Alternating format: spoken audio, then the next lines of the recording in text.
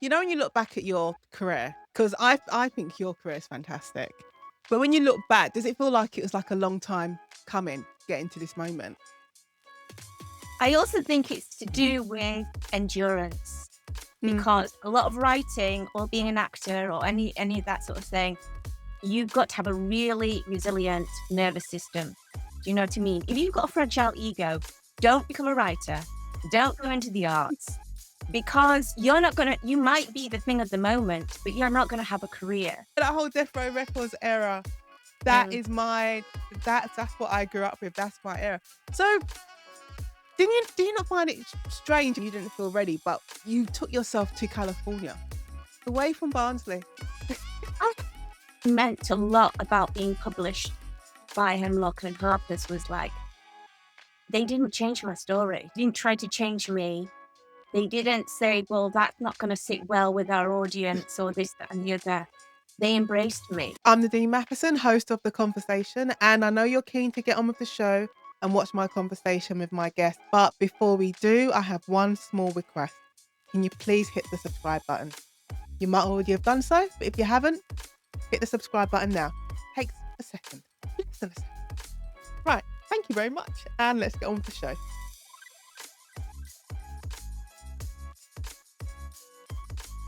Nina Bhadreshwar, welcome to The Conversation. Thank you. It's such an honor to be here. Can I say, I was thinking about the very first time we met in person. Because I've got, like, my sign I'm showing up. I've got my signed copy Oh, of The Day of bless the you. War, I know, and you signed it for me, Of and you course. dated it the 28th of January, 2025, which was the day before my birthday. But And obviously the we day were before there to your launch day of your paperback. Oh god, yeah, it was, I forgot about that. Oh, But we wasn't there for me, we was there for you because you were celebrating the publication of your debut novel. So, I just wanna go back to that moment. What was that moment like for you? it was really awesome. That's the only way. I know that's a really lazy adjective to use, but I was on the panel with both yourself, there was Stella who was chairing Yeah. it, and there was Nicola, and I was like, "Oh my gosh, these are sort of like already people who have cut the cloth and who have done the job, and I'm on here with my debut." And so, I was a bit scared, um, and it was the first time I was speaking in public, in front of an audience and Yeah. a Princeton audience, of all places. And so, yeah, it was quite intimidating, but I didn't feel intimidated, because you were so warm and you included me so much. So it was a really great positive experience, really. Yeah. You know, when you look back at your career, because I think your career is fantastic. But when you look back, does it feel like it was like a long time coming, getting to this moment? It's weird. I know I don't say this in a I'm very, very grateful to be published, Mm, particularly as I am by HarperCollins. But from my point of view, my greatest success was actually taking myself seriously as a writer, at 23 and having to self-publish myself because there was no one publishing someone of, you know what I mean, a person of color, yeah. what, back then. And just that determining I was going to write, this is what I was going to do. Um, I think it was a long time in sort of like getting anyone to notice me. That was a long time, apart from, you know, uh, obviously in California and all those sort of things. But in England, I definitely was just in the gray zone. People just don't see me, it's just like, as soon as I open my mouth, I'm judged. I don't know. I have no idea. Um, so I'd kind of given up, and I thought I was giving it the last shot with the MA at UEA. I was Yeah. like, "I'm gonna give everything to it," if I can't get in my foot in through the door now, I'll keep on writing, but I'll stop sort of like thinking I'm going to get published by a mainstream publisher. You know, Yeah. it's really interesting. Like this week, I don't know why it's happened this week, but this week I've recorded two other interviews, and I recorded an interview with an Bangladeshi author, and I recorded an interview yesterday as well with she's Asian. So, and they both said the same thing, that they didn't find initially have the success from the country where, where they were living. It's only when they went outside. So she went to Hong Kong and she got success there. He was in the States, back in Bangladesh. That's when he got success. And it's frustrating that it's like the place where you're from, as you said, you're just in this grey area and you're trying to do you're having to do more just to Yeah. be seen, just a little bit, not even Yeah. 100%. Yeah. My dad used to say, "Why haven't you got a job yet?" And have these, or and have sacks full of rejection letters, rejections from submissions, rejection from Oh, jobs.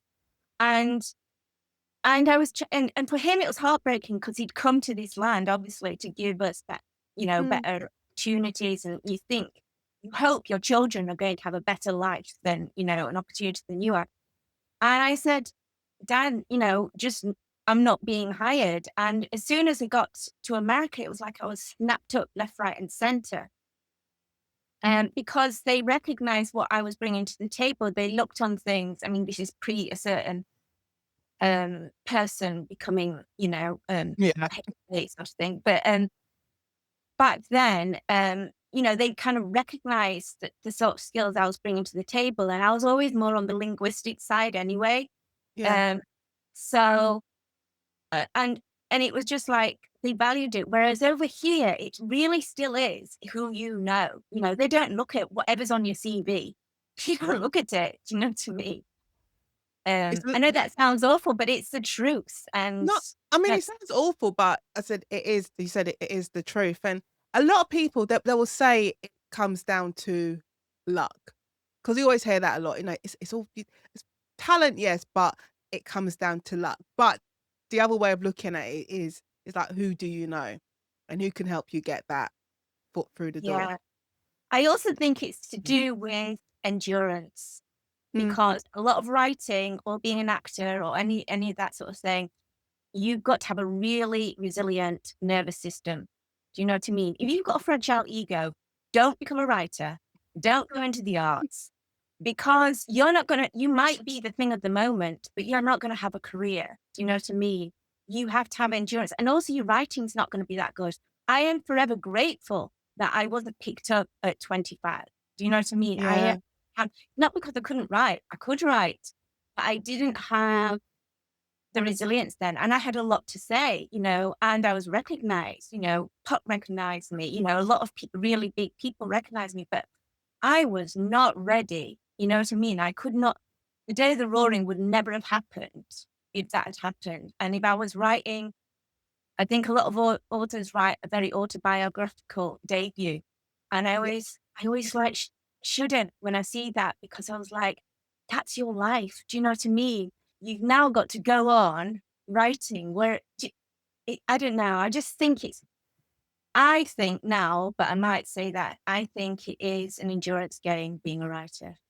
No, I think I think you're 100% right, it's an endurance game, because you do get rejected. Even as I was saying this yesterday, even if you get picked up with your very first book and the first agent you choose picks you up and the publisher picks you up straight away, at some point you're gonna be facing rejection, and when you get to that point, you have to ask yourself, "Can I stick at this? Can I keep on going?" So it is a long game. But, I was gonna ask you, Nina, you said you're glad it didn't happen when you was 25, but Yeah. when I was listening to you when we did our event, and then also, like, going back over, like, your backstory, and you're in California, and you're the press officer for Death Row Yeah. Records, which to me, being, I say, a child of what am I? Technically Gen X, but then You're a they bit wanna younger call you a than me. Xennial.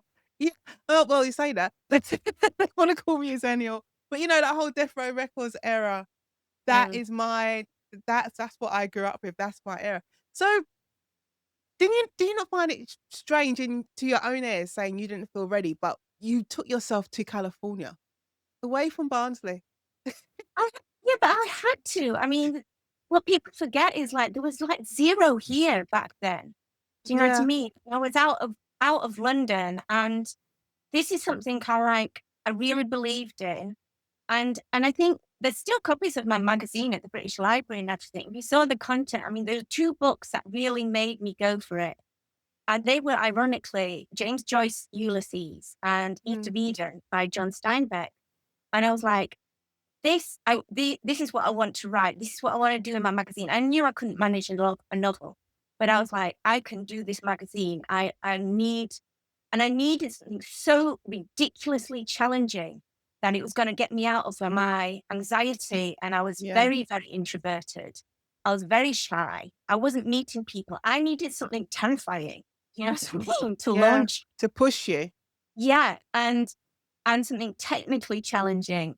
And it was exactly what I needed. Do you know what I mean? I didn't Mm, need a helping hand. I didn't need an internship. I had to push myself. And I think also having that friendship with Pat, I cared about it. Do you know what I mean? And I was like, yeah. his life on the line, and there were other people, and I really cared about it. I don't know, and you don't have that fear, I suppose, when you're 20. I really felt I've been through a lot, even at that age. I'd cared for my mum going through cancer before I was 16. Then I'd lost Mm. her. Then there was like the strikes going on. Um, I had a really bad eating disorder, 3 suicide attempts. Oh my I've been God. abducted 3 times already. What? And, I'd thrown a typewriter at Italian police. I'd already had a lot to go through. So I kind of like, this is just my life. Do you know what I mean? I was like, there was no comfort blanket. I was in survival mode, which isn't, I'm not Yeah. saying that it's not something to think is wonderful, but that's where I was at. And so you just carry on, don't think, well, I did anyway. I'm trying to think of something to say because I'm I'm No, thinking like I'm just saying it's not in, I mean, obviously I've then spent the rest of my life recovering from all that, but, yeah. which is a whole other story. But, um, all I'm saying is it also is what got me out of the rut. If I would stayed here, I don't, I wouldn't have learnt the skills I did, you know what I mean? I had Mm, to get to that place of terror, and I think that's what got me into stand-up, which is where I really learnt how to write, which is when I was doing stand-up in LA, was because then you really are meeting that terror face on all the time. yeah. I mean, a lot of the times, the way we get through things and the way we start new things is by doing the thing that actually scares us because it says a lot about your character, the sort of person you are. And it also, I think it probably it changes the stories that you would have told yourself about the sort of person you were before. It does, and I think that going back to what I said again, your memory, your recollection of events as a 25, 30-year-old is very selective. You think it's fresh, Yeah. but it's not. As you get older, when you find out facts and details, you're like, that was wrong. Do you know what I mean? How I Mm, felt about this thing or what I did. And so your perception's constantly changing. And I think you've got to do, it doesn't matter what age you are, you've got to do something terrifying every day. And as a writer, often that's just a blank sheet of paper. yeah. And you and yourself, Well, even for me, like, it's a little thing, but the thing that scares me is writing in a different voice. Like, people listen to this, they'll hear me bang on about it. Like, I don't like writing in the first person. I find it Right. very, very, very difficult. But it's like I made a promise to myself this year. Like I wasn't gonna say no to things. And so I wasn't gonna say no to writing short stories. I wasn't gonna say no to Oh, new wow. opportunities. Yeah. And I wasn't gonna say no to writing a whole book in the first person because it scares me. Yeah. And every time I sit in front of my computer and I open that document and I look at that page and I'm like, and now I have to begin with I. Like I saw whatever and I'm like, "Oh," but you push That's through. good. That's good. Yeah. It's powerful. I hope so. I'm gonna when I go back and look at my computer, I'm gonna say, "Nina said it's powerful." Anything that's technically challenging you, I think is good. For me, it was like, even being a medical secretary in London for years and years, listening on the audio, do you know what I mean? And typing. I Yeah. would listen to this, but it taught me how to listen, you know what I mean? And doing my transcription. And that's when I learned to hear different voices. That's why I'm more comfortable in, you know, areas of noise or music. And obviously I was around music all the time. What So the way I approach writing is very different to a lot of people who are very literary. yeah. And yeah. What did that time in California, like, teach you? Not, like, about yourself, about how you, like, operate professionally and how you move around different groups of people. Because I think a lot of us that we code switch, and sometimes we don't realize that we're code It what? switching. We code switch, so we're always, we're Oh, adapting how we, how we talk, depending on who we're talking, the group of people that we're with. I don't know. I think I'm kind of on the spectrum because I'm not very good at that. So Yeah, I didn't switch really. I kept my accent and I kept all yeah. my Englishisms, they used to call it. So they used to just collapse in hysterics. So, for example, when I was living in Watts, um, whenever I'd start talking and I didn't understand what my next door neighbors were saying, I'd say pardon. And they'd collapse in laughter and say, "Great poupon." And I thought this was gang terminology because I lived on Great Street for let's, beat her up, do you know what I mean? Or something, or let's defecate on her or something. I don't know what it was. Anyway, I used to really stop and run. And they said, what is wrong with me? And I told them, why do you say this great?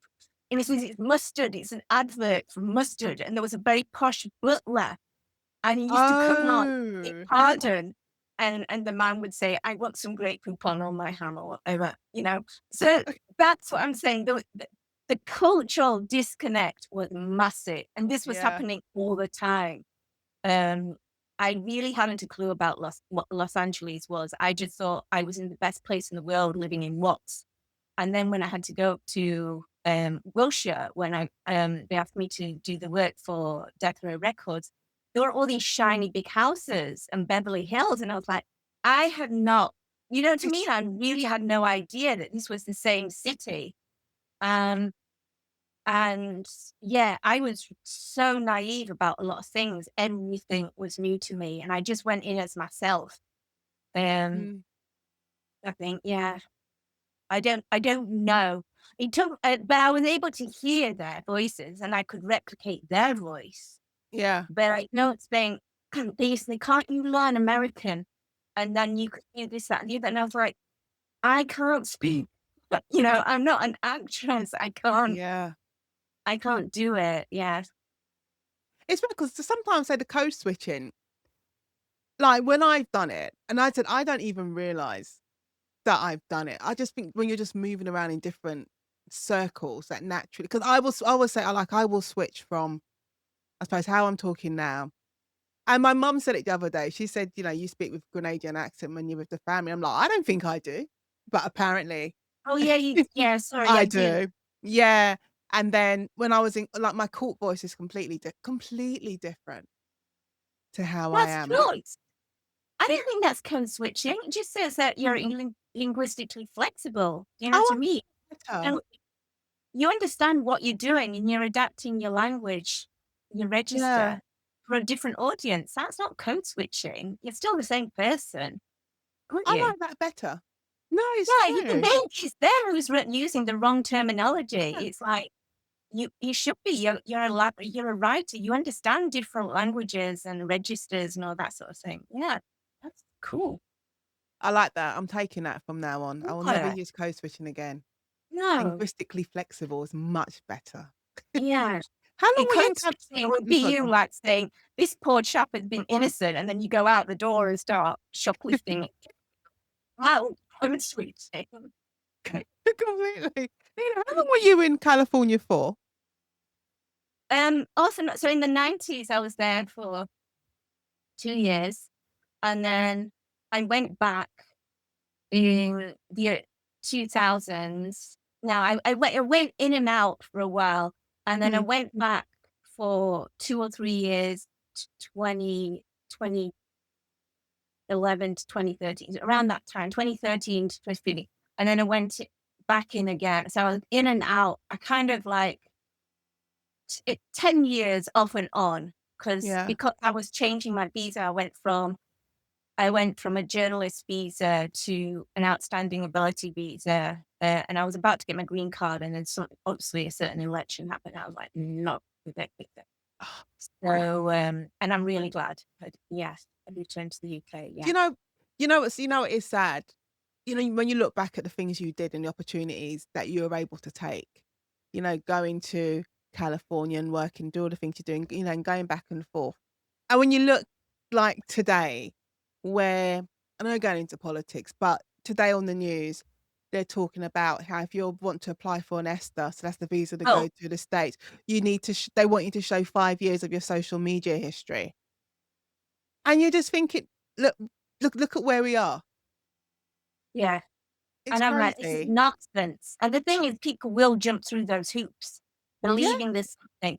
But the thing which I learned being in Los Angeles is everybody, they're constantly wanting to be the next best thing. Mm. I used to live by the freeway, the Hollywood freeway, and it never stopped. All 24/7, it used to be going, and people would be always just trying to be this next big thing. And if you were in a room or talking to someone, they'd always be looking over at the next person they have to Yeah. see. The prettiest, most beautiful people in the whole wide world, and yet none of them are in a happy relationship because they're always looking at the next best thing. They're utterly miserable, and I was like, the next best thing doesn't is not a good place to be. And it's not. No. It's a horrible It's pressure not. it's a horrible pressure to put on yourself because 'cause you're probably as well as looking at or looking for the next best thing, you're probably also looking and wondering who's gonna be taking my place Yeah. because there's someone up there, Actually, someone's coming behind you. and shouldn't you just be working on the one thing that you're still trying to work out what you do and do it well. Do you know what I mean? Mm. You should try being around people who bring out the technical and the best part of you rather than trying to be something, And I learned that in the music industry really fast and in comedy, I think. It was really toxic, and I was like, this is not for me, particularly with my background and my eating disorder and that. This is not a good place for me. Do you know Yeah. what I mean? 'Cause I just start shouting and not, yeah, not very happy there. Nina, how did you manage though coming back home? Because, you know, when you leave to go to the States and it's opportunity 'cause that's how it's always that's how you adjusted to coming back? Because when when you're growing up, America's always portrayed as the land of opportunity, and you can be bigger and be the best and make your fortune. And you said there's a different I say you're able to move through that world differently. And then Yeah. as you're saying before, when you were here, you disappear into the grey. So how do you adjust to coming back? Um, I wasn't I wasn't thinking that. I was in such shock after what happened to Puck, and also I'd been Yeah, abducted before that. I had a broken leg, so I was in a mess. Plus, I had all my business taken from me, so I was totally a mess. who And I abducted was, you? I know I'm interrupting you, but you said you've been yeah. abducted several I mean, times. that's another story. Yeah, it was all even my earbooks are. Yeah, it was a real whirlwind of nightmare, Yeah, is the only way, and the thing was, I came back to Barnsley, had nothing. My family had disowned me when I was working at death row, so I was at ground zero, and it took me a long, long time, that's all I mm, can say. I was now looking back, I can see I totally had PTSD. yeah, And there was no one I could share it with because Tupac wasn't really a household name back then, and people didn't know. And also, it made no sense. Yeah, right. You worked at death, to me. yeah. People didn't know that, and it didn't equate. So I had to somehow find a means to live. I ended up living in this awful, um, you'd call it a trap house now. So they were all dealing drugs in the house, taking drugs. I'd come home, I wouldn't know what would be called, but the only thing that kept me going was writing. And I was like, I am going to write this down. and everybody kept saying, "You're not a writer, Nina. You need to be doing your secretarial job, to get a job, get money." Yeah. It was the one thing that just kept me sane, and I kept writing, and sometimes they'd pawn my computer, but I kept it on. There was like floppy disks back then, or They would pawn your computer. I mean, yeah, if you're in a trap yeah. house, So I it's shouldn't be full. I was surprised, but constantly, I'd, and and then I'd have to go and pull my own computer out of the shop. Yeah, it was a oh my really god. horrible, but I think it was the fact that they really denied me my writing place that Mm. made me carry on writing. Do you know what I mean? And I'd write in my lunch breaks at work, and I'd write at home, and I'd write at the weekend. Um, and it was really about what had happened in LA, but it was a way of, first of all, I was writing, and also I was processing, What you went through. trying to process what had Yeah. happened. So yeah.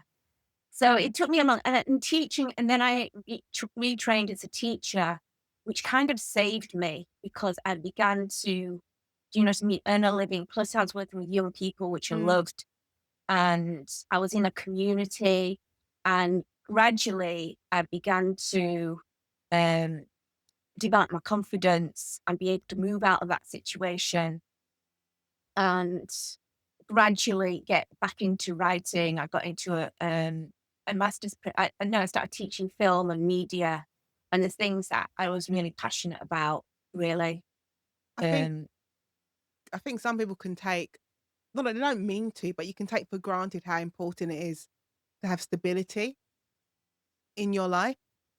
Even if the stability is just simply knowing that you can come home, knowing that your computer's gonna be in the same place you left it and not in the pawn shop. Because when you yeah, don't have stability, whether, internally or just externally, it just your life can be in free fall. yeah. I think that's why I handwrite everything because I'm Yeah. terrified. Um, I do put it, but I don't put my trust in computers in the same way that sort of people in this generation do, probably. Um, but yeah, it was hard. I'm not gonna lie. But as soon as I got in the writing program and I started learning, having been given exercises to write and everything, and I was just ready. I was just like, some people say, "Oh, I don't know what I'm gonna write for this day, for this week's assignment." And I was like, "I'd already done it." I was like, I This is can't. my life, I've been doing this. Yeah, I loved it. Absolutely loved it. This is the first question I wrote down, like, in my notes when I was thinking about, getting ready to interview you. And the first question I wrote down was like, "What drew you to journalism?" And I know it's the word, it's people's stories, but what drew you? Nosiness. Just I'm a nosy person. I just want to know people's. I think that's why I was always interviewing like the graffiti writers or the music. I want to know their process. Do you know what I mean? Yeah. Their creative process. Um, but I also think it was the truth. And I remember my dad said, "Why do you want to do journalism?" And and I said, "I want to know the truth." And he says, "The only person who knows the truth, if you want to know the truth or something, you'll end up with the CIA." And I was like, I thought he meant CNA, and I was like, "No, I don't want to work." I didn't know what the CIA was, well, I knew it by the time I got back from California, but sure. But back then, I think I understood his wariness because I Yeah. really went at it, and particularly because my issues were about justice, police brutality, Mm. even back in 1994. No one was talking about it in England. I remember I had to go to Forest Gate to talk about all the police brutality and everything else happening in Brixton. Nobody was talking about it in 94. My magazine did. It was my magazine. It was my earnings that did my magazine. And when people say, "Well, how did you become Tupac's pen pal?" I was like, if you read my magazine, You you would would know. understand why, we got on so well. Yeah. When I was only smiling at Forest Gate because I was like, "Yeah, I know Forest Gate Police Station very well." For Oh, professional no. reasons, not personal reasons, for professional reasons. But there are many just for anyone who doesn't know who I am and doesn't know what I've been doing in my life for work, not personally. So Nina, when this is one of my favorite questions to ask now. When did you know that you were a storyteller? I think it was before that. We used to go on these camps as a kid, and they were like the because my family were part of the temperance movement, which is like anti-alcohol and Yeah. drugs. So we'd have like we go on these camps and we'd have drug addicts and alcoholics come to they were like my rock and roll. Do you know what I mean? They'd come and talk about what they used to do and how they Mm. turned from being a glue sniffer to whatever they were doing. And then we'd have to write, it was like this public speaking competition you could do, and you had to tell a story based around something. You had to make it up and tell this story, and you had like 5 minutes. And I used to do it every year. I always used to win it. And I used to love telling stories, and people used to love it. And I kind of liked telling, I was a crime fiction writer even back then, you know what I mean? Yeah. It was always doom and disaster and danger or something. But there was some sort of redeeming ending, whatever. I think that was it. That was the one thing that gave me joy in my life, was telling stories or reading stories, I think. Yeah. You know, when you look back, like all the things you've done with your career and all the moves you've made, has your idea of what success is, has it changed for all these different stages of your life? Or have you always had a very clear idea of what success means for you? I think I think my problem why other people I don't I think in terms of in other people's view, I'm not successful. Do you know what I mean? In terms of Mm. like people my age and what they've achieved or something, I can understand they would say, well, she's not that successful really. Um, but in terms of where I've come from and what I set out to do, and particularly in the fact that I could keep myself and my integrity, I think I wouldn't say I'm successful, but I would say I've been able to hold on to that. Do you know what I mean? Yeah. And what meant a lot about being published by Hemlock and Harper's was like, they didn't change my story. Do you know what I mean? They didn't try to change me. They didn't say, well, that's not going to sit well with our audience or this, that, and the other. They embraced me. Do you know what I mean? And for me, that's a big thing. I don't care. I know they care, obviously, how many I sell. Oh dear. But I mean, for me, that meant a lot just to be able to keep those voices intact. Yeah. Meant a lot. Yeah. 'Cause you know when we met, when we did the event at Brixton Library, which was your publication. I keep saying your event, but we're celebrating you. What's the Publication event? Yeah, publication day of your book. And I remember, and I can't remember where I wrote about it, but I did write about it. And I remember sitting there because I was on the far end. So it would have been Nicola next to me. Then it Yeah. was Stella. yeah, then it was Stella. No, Stella was on the other. Right.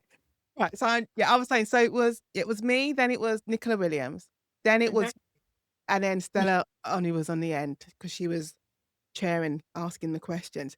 And I said I wrote about it, and I remember sitting there thinking, I was thinking, this is the first time I've been on a panel with women of colour, and we're all crime writers, and we're not there because it's Black History Month or some kind of whatever, stick it in the brackets, month.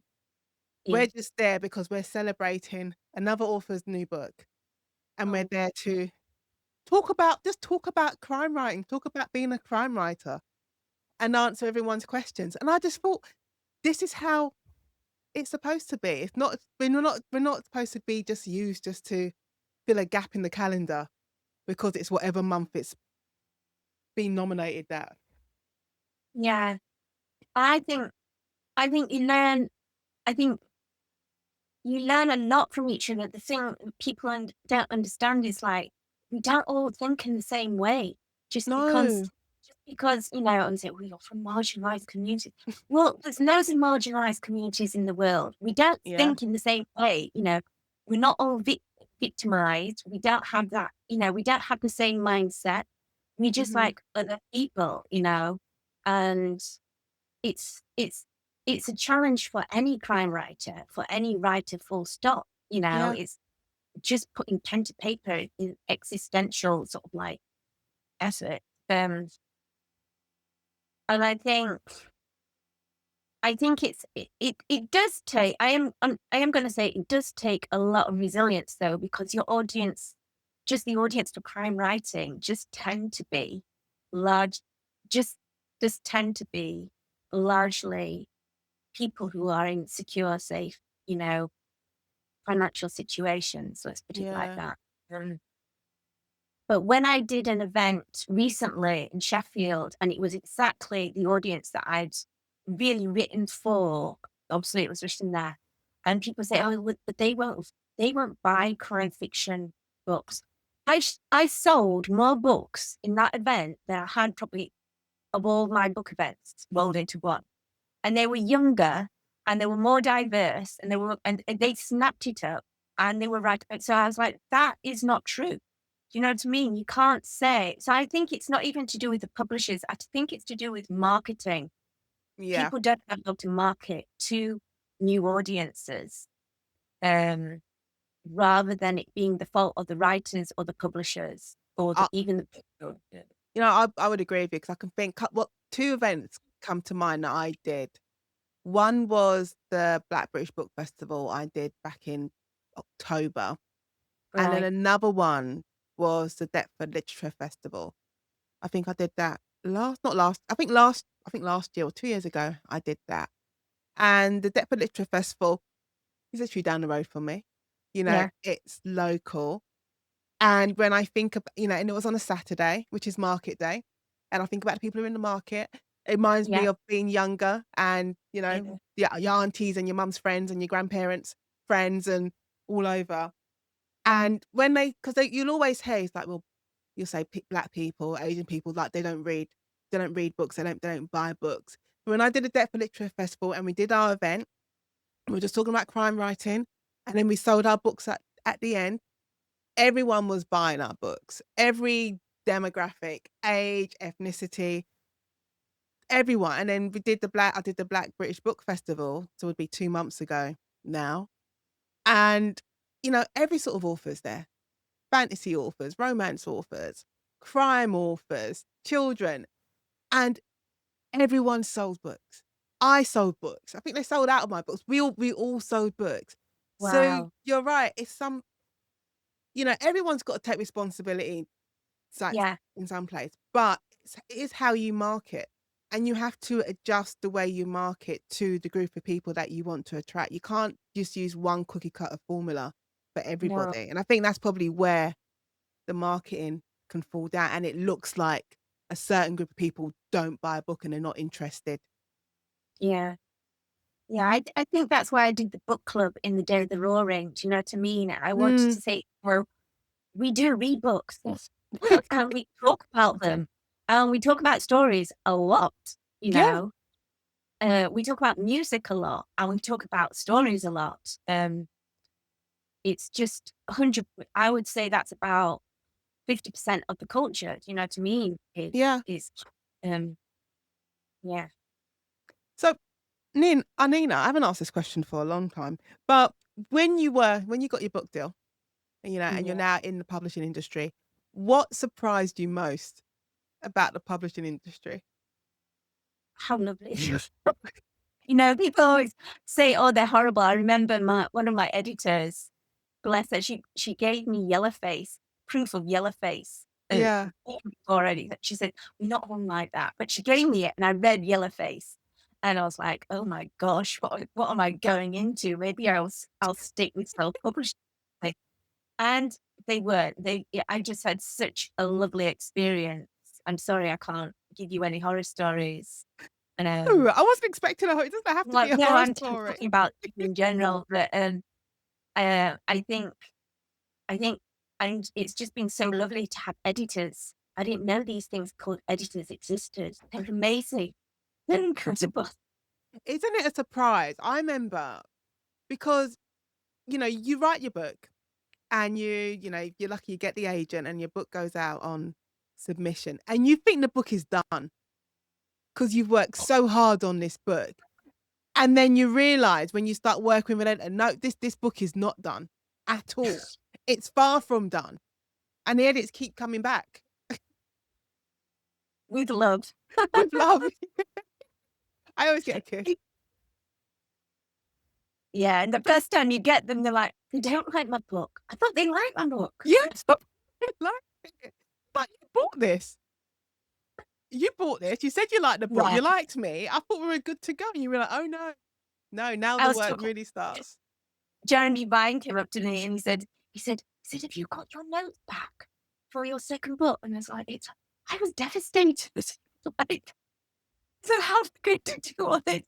And I was like, "Oh, join the club." I think it is a steep learning curve, Yeah, but once I understood why they were doing it, I was really grateful for it. Do you know what I mean? yeah, Because it helped me shape my story. It really lifted my game and made me feel more confident.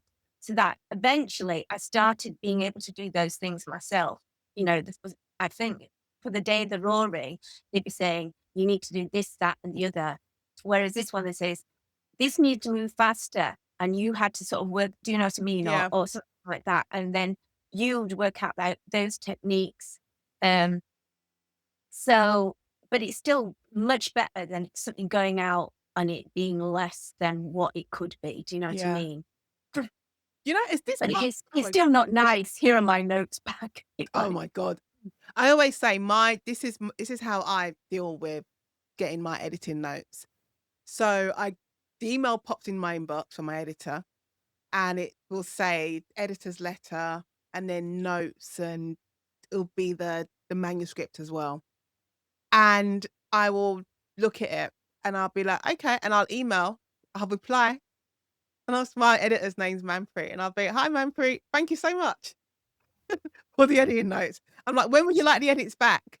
And then and bear in mind, I haven't opened not one attachment yet, not one attachment. And she'll say, we'll agree on dates and whether it's like 6 weeks. I'm like, okay, I will deliver the edits in 6 weeks. Nina, I still have not opened up the attachment because I'm scared. I'm like, I don't want to read it. So I will oh wait. no. My way of processing it is I will wait a week from getting the email in my inbox, give it a week, and then I will open it, and I gotta psych myself up, and then I'll open the attachments, open my editor's letter, and as long as she says, "I love it," I'm like, "Good. I'm good to go." I don't care what what the comments are, how much work she wants me to do. As long as she says she likes it, then I'm good to go. Because it's a lot, and it's a lot of work, you're going to have to do. But you Yeah, don't know how much work you're going to have to do, and this is the first proper response you're getting, the first lot of yeah, feedback you're getting to the book you've been working on for God knows how long. yeah. It is. I'm the opposite. I usually say, and I've learned not to say it quite so. I say, yes, that's brilliant. Yes, I'm sure I'll agree to everything. I'll get that back to ASAP. I just run back. And then because I'll just have read her notes, and then I'll open the actual document, um, and like my agent said, "Oh, she didn't. You haven't got to do much."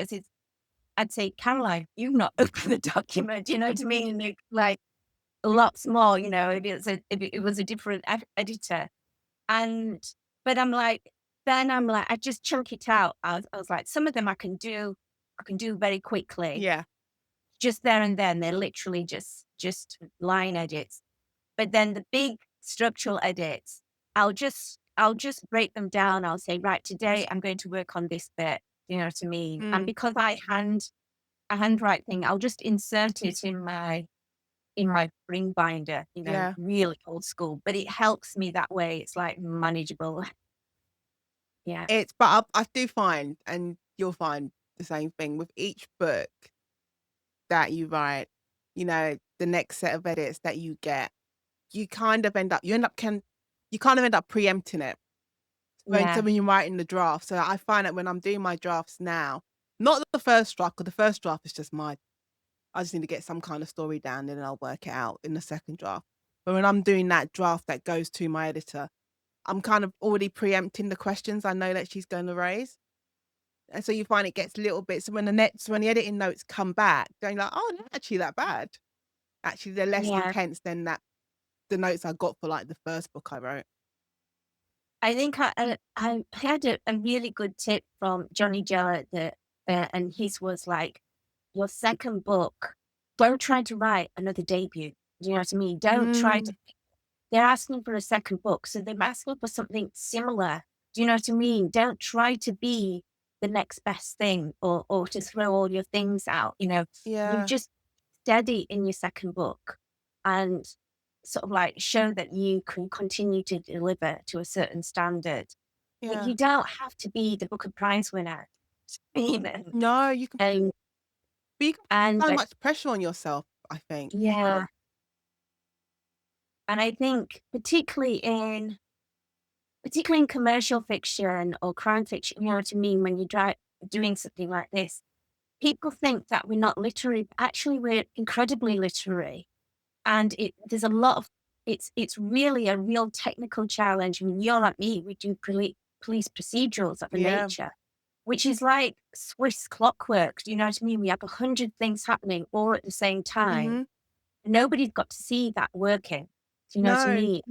And so it's incredibly technical and layered, you know what I mean? And you need to understand that. So it's utterly pointless to keep looking at the sales of a certain book or to look at what someone else is doing or anything like that. You're not trying to do what they're doing.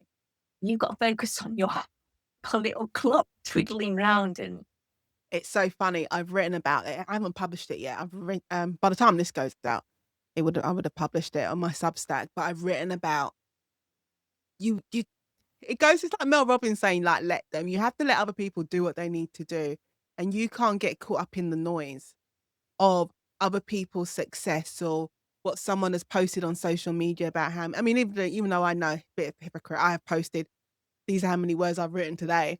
Like, I have done that. But you can't get caught up in the noise of other people's work. Bec different, they've got different techniques. Yeah, exactly. They've got different ways of writing and working, and you can't compare like with like. I've been a school teacher, so I'd have all these different kids. They're all creative and they've all got to produce a Mhm. certain piece of writing. But what you learn is everybody writes and creates differently. Yeah, And you can't cookie cut that.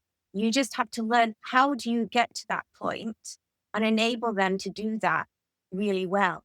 But you certainly can't, it's pointless to compare like with like, well, then they're not very good at this. That. No, it's not. You've got to be able to gauge where their creativity hits the rubber hits the road. You know what yeah, I mean? Able to write. Yeah.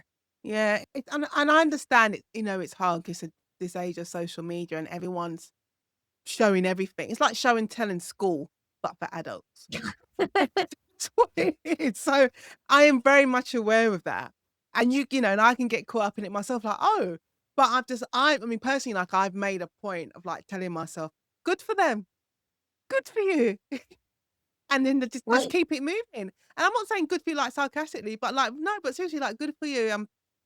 That that is your yeah, path. no one's giving you a reward when you're actually writing, and we are writers before we're authors. A Yeah. lot of our days are just spent in the dark writing, and some of that writing is gonna end up in the bin. Mhm. And you might say, "Well, what an unproductive day that was." It wasn't an unproductive day because that's the nature of it. You don't Yeah. say to a 100-yard sprinter, "Well, that was a waste of time for 6 years, you training for that 12-second race." Yes, it was only 12 seconds, you know what I mean? No, they had to do all that training in order to do the 12-second race. But it's Um, true. Even, like, when I think about a football, and you would think about, "Oh, the football has only just come on for the last 6 minutes of the game." But even and, what's the point of doing all that training, doing all those drills, going to all these training camps? What's the point of doing all that just for 6 minutes? None of it is wasted. no, and that's what I'm saying. I always say when people say, "Oh, how do I write?" And I said, "Write every day. Doesn't matter what it Yeah. is, write every day. If it's 200, if it's 200 words, whatever it is." But some people say, "I write 2,000 words a day. I write this." Well, whatever, jolly girl. I can write 2,000 words a day, but I tell you, 1,500 of them will end up in the bin. Do you know what I mean? So Yeah, I've written words what's today and I've deleted words today. yeah, and I But get happy when I delete words. For me, that's a win. When I'm doing an edit, I definitely need to be deleting. So, me I get too. that and it's like, yes. I'm I've got to lose. Like on a weight loss program or something. That's always mine. Mine is always when I get my editing notes, it's timeline. I always know it's gonna be timeline and it's gonna be word count. You've got fantastic timeline. It kind of takes a lot of work. Yes, I'm gonna take my flowers. Thank you very much, Nina. I have yes. fantastic timelines, but it takes a lot of work. I have this software. Who, introduced it to me? Tim McKinsey told me about. I think it's Aon, whatever it's called. I use that to do my timeline, but in addition to having it on a computer, I've got it on paper. I've got it in notebooks. When I have to do the edits, I literally have to strip everything back and go for it, literally page by page. It takes work. So Yeah. thank you. I'm taking my flowers. Here's the thing, it's so technical. It's like you wouldn't say when I look at a watch, I'm not thinking about what that watch, do you know what I mean? If you've got an but it is, and it's very intricate. People forget that. They think being a novel writer is just very artistic, or do you know what I mean? We've got these wonderful ideas, or we go and read the papers and we think, oh yeah, that's a great story, I'll write it. But But also it's a balancing act. It's a really, talking about we both do police procedurals. And for me, when I talk about a balancing act, it's a balancing act of telling a really good story, like keeping you, the reader, interested. I need you to keep turning the pages.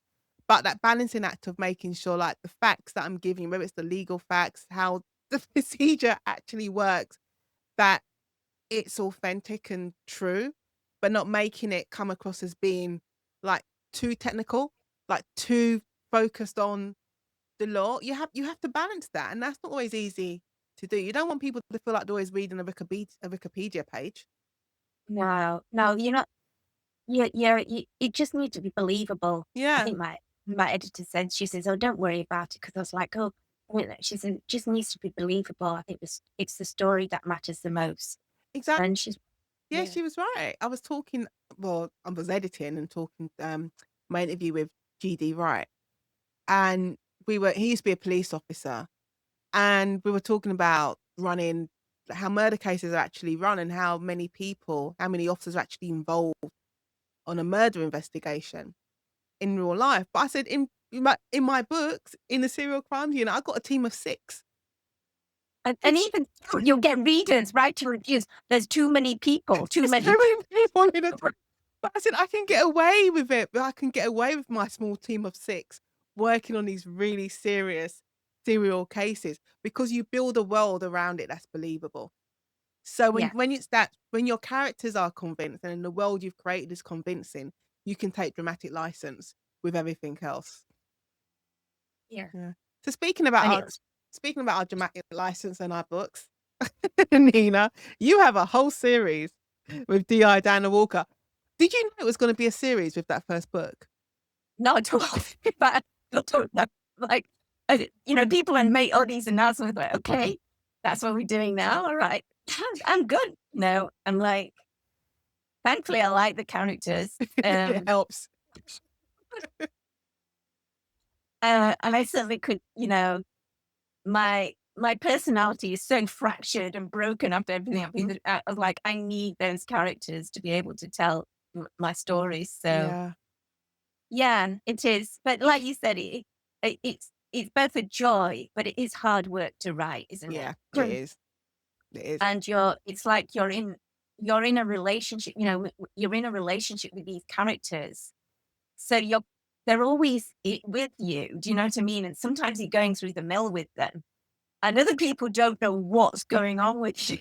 Like, You do get caught up. It's like I remember writing a scene with Henley and, God, what's his name? Pelletier. He wasn't even in the scene. But I'm writing this scene with her, and I'm having an actual conversation. and Like, it's separate conversation in my head with her, like, "What are you doing? Why are you making this decision? This is just stupid. You know it's stupid. There are other things you should be doing." But they become so alive in your head that sometimes they feel like they are actually in the room with you, which is weird. It's weird. It's quite but weird. that's how it should be. That's a good Yeah. writer, and as long as the reader can perceive that they are in the room, and your writing does come across that, and you Thank do you. feel the 3D characters, um, and there are that's not that's not easy to create, you know what I mean? It's not like it just, flies out of the ether. Yeah. It takes work to get there. I think one thing I was always, like, clear about my intention when I was writing when I started writing the book, and it's like you, I didn't know it was gonna be a series until I met my agent, and he said, "Is it a series?" And I said, "Yeah." Because what else you gonna say? You're not gonna say no because you want an agent. So I said yes. But I think my intention was always that I wanted my characters to feel like you could you could see yourself sitting down, whether it's in the pub or in a cafe, like, having a drink with them and having a chat. I want them to feel that real. Yeah. Mm. I do like that. I think I grew up, like I say, very much liking those soap opera kind of, stories, or and that's what I liked about police procedural, even The Wire, Oh god, The those Wire. TV shows. Yeah. Do you know what I mean? You Yeah. felt like these were real people Yeah. who they didn't have resources, but they were put in positions where they had to make really important decisions, and take actions that were beyond Mm. themselves. And I like that. Um, so I like those characters. I can relate to them a bit more with my traumatic lives than sort of like a comfortable.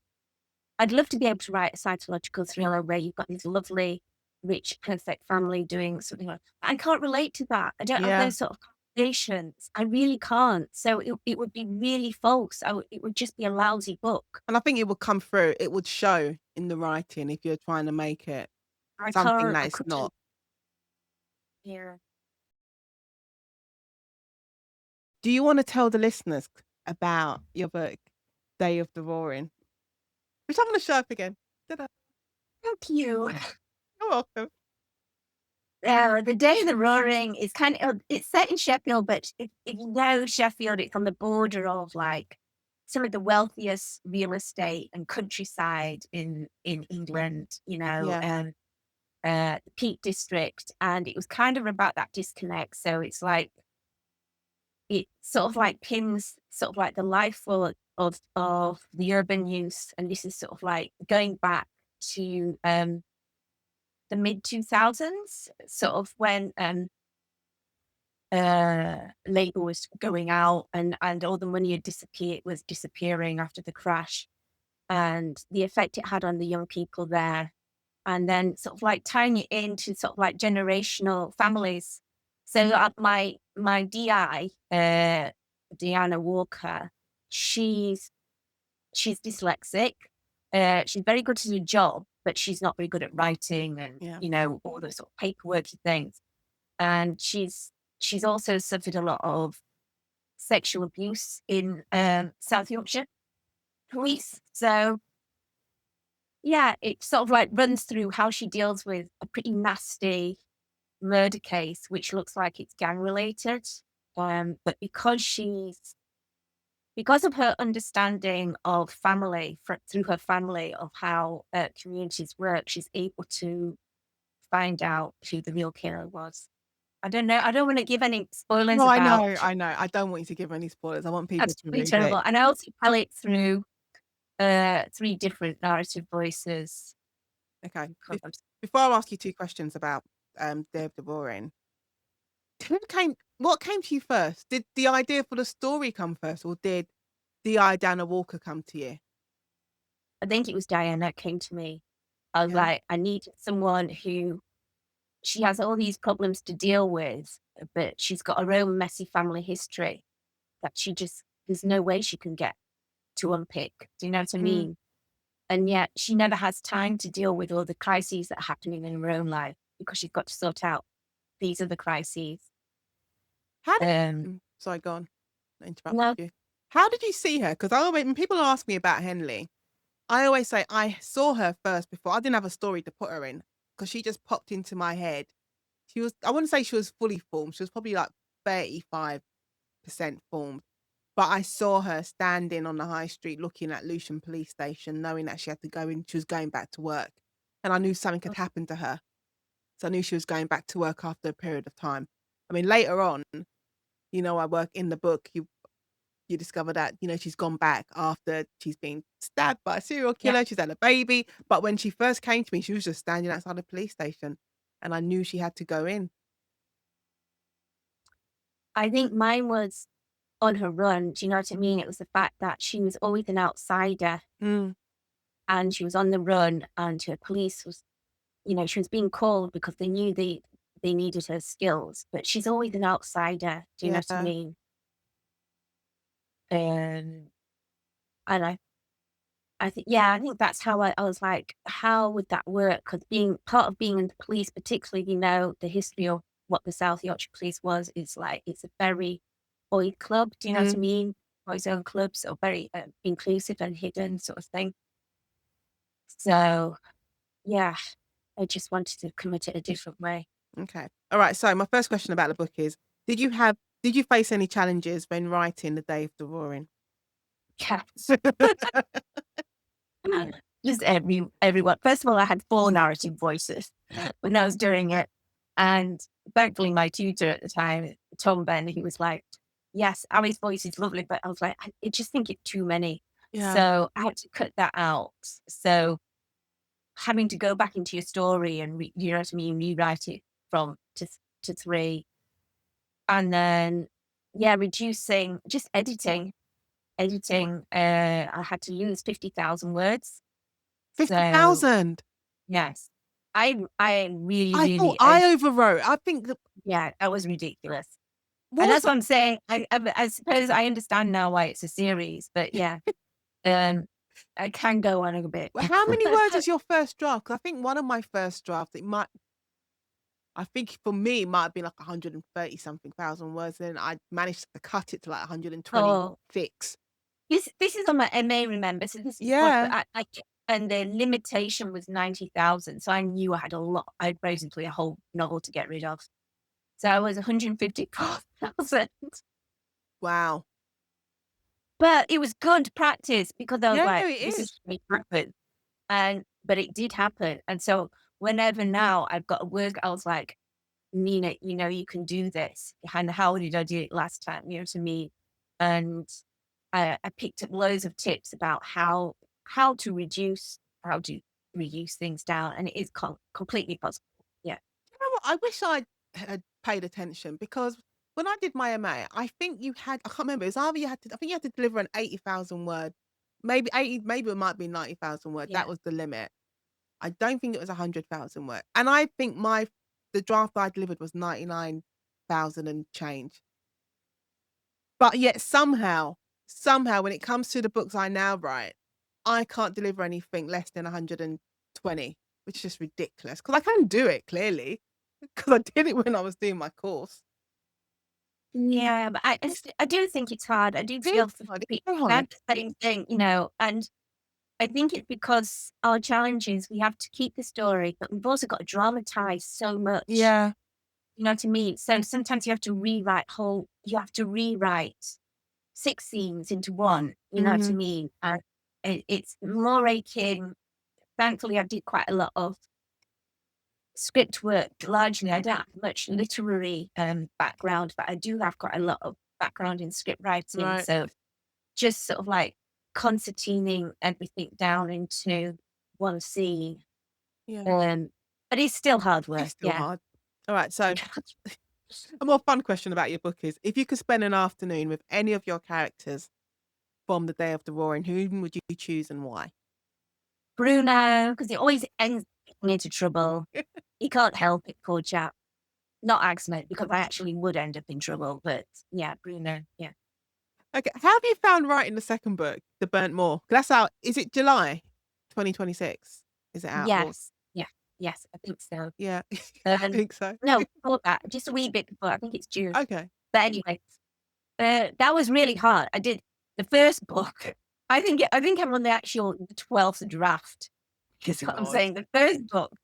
So the same characters, the same story arc, but it took me a while to get to the story. Yeah. So I cut out rows and loads of stuff until I got to that story because I had my characters and I knew where I was going. It took me ages to get there. I mean, Mm, once I was there, I was like, that's great. And I was motoring through it. yeah. But I literally feel like I wrote 12 books.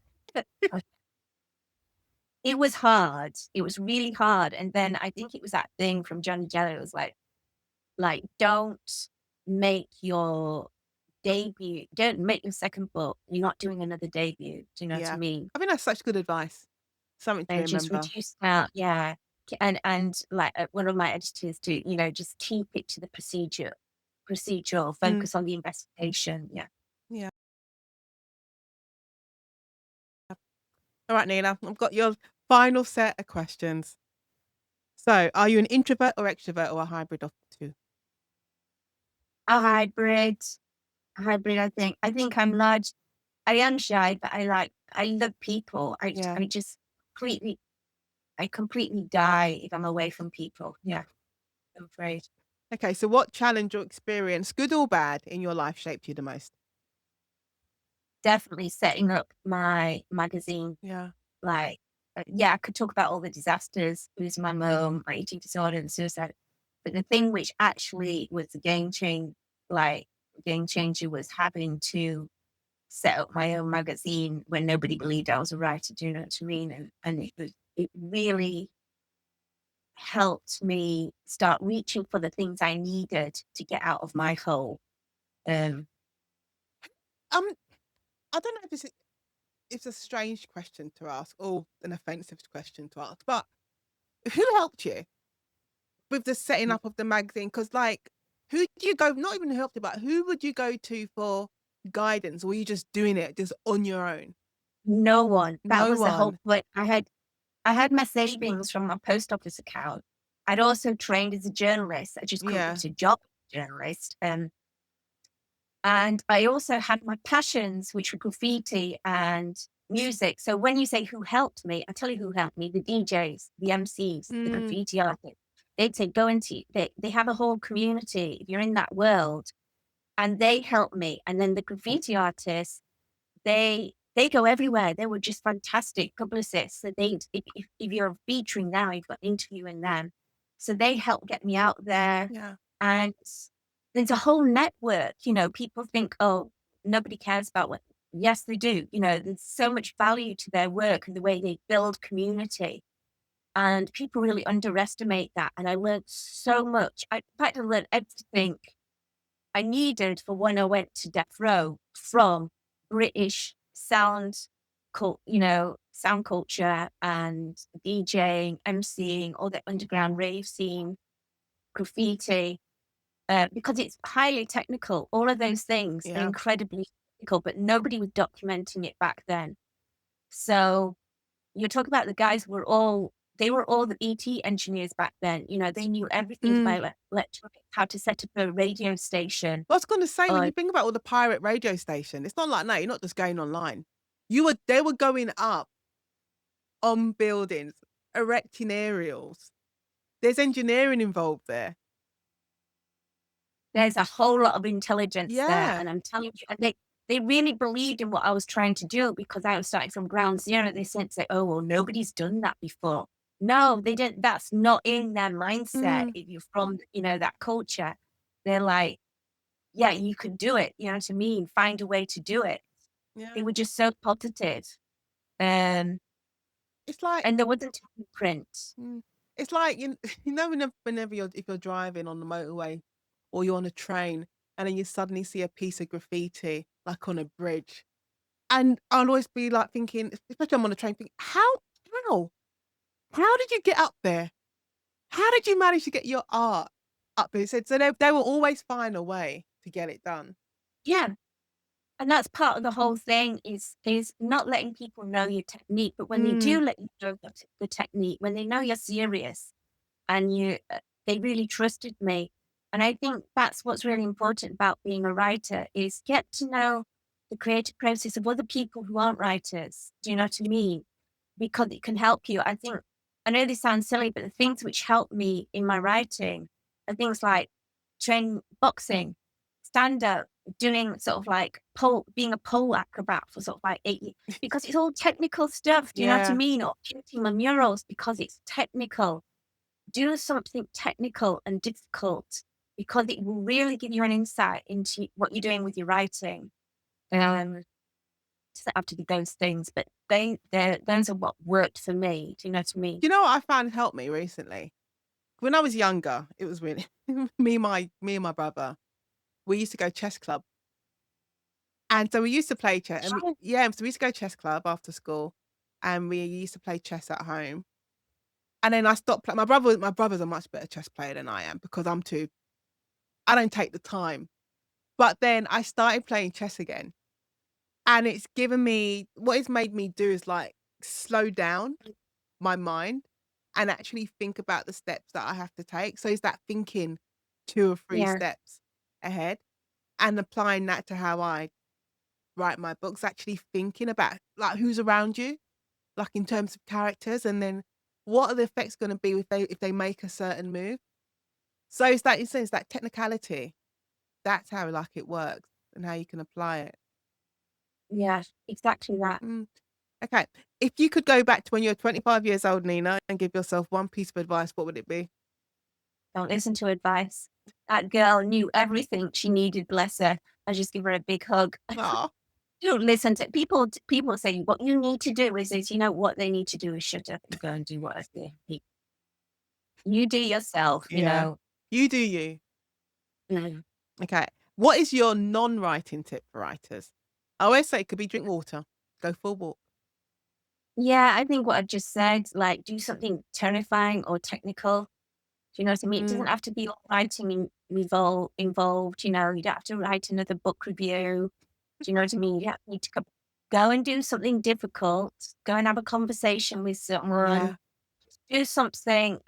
It could be something like clearing out your drawer, you know, but do something you don't want to be doing, something that's going to take you out of yourself because it allows your brain to relax and to start shifting things around. Yeah. And so, or go for a walk, like you say, always works. It does always work. And finally, Nina, where can listeners of the conversation find you online?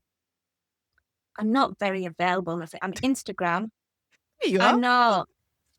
I'm not a tech. I can't cope with small screens, and I don't really like. Just not really. But if you meet me at an event, I am very very available. As in She is. chat. That She's yeah, I do like. effervescent.